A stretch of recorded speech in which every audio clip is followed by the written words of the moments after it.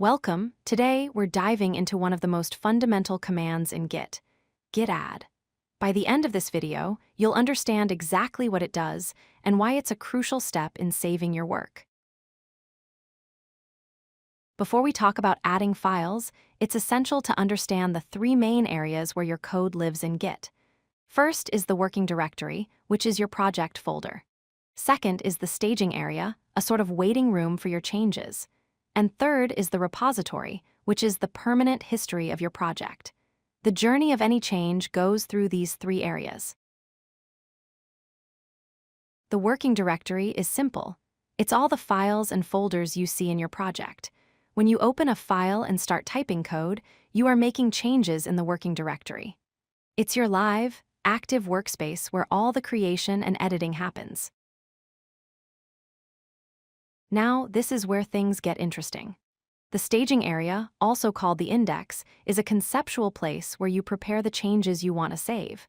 Think of it like an online shopping cart. Just because you add an item to your cart doesn't mean you've bought it. You're just setting it aside, deciding that you want to include it in your next purchase, or in this case, your next commit. So, how do you move your changes from the working directory to the staging area? That's the job of the git add command. It acts as a bridge telling Git, I've reviewed this specific change, and I want to include it in my next saved version. It's how you build up your snapshot before committing. There are two common ways to use git add.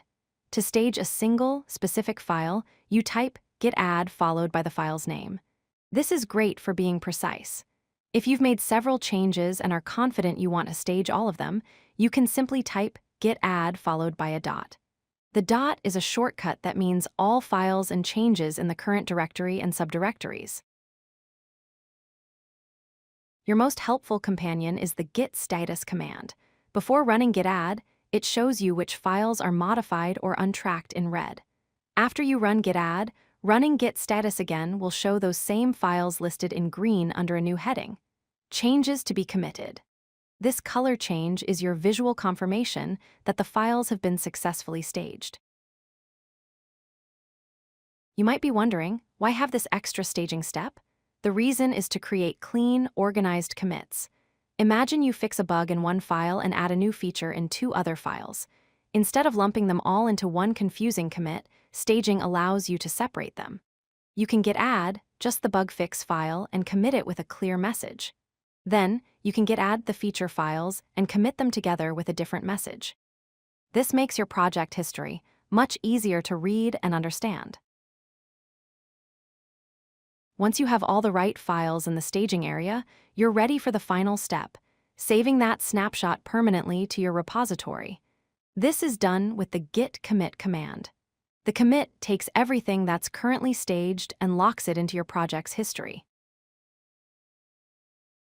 Let's quickly recap. Your basic Git workflow is to make changes in your working directory, use git add to move those changes to the staging area, and finally, use git commit to save them to the repository. The git add command is the essential tool that lets you choose which changes go into your next commit, allowing for a clean and organized project history. Remember to use git status often to see where your files are in this process. If you like this video, hit that like button and don't forget to subscribe. Visit codelucky.com for more such useful content.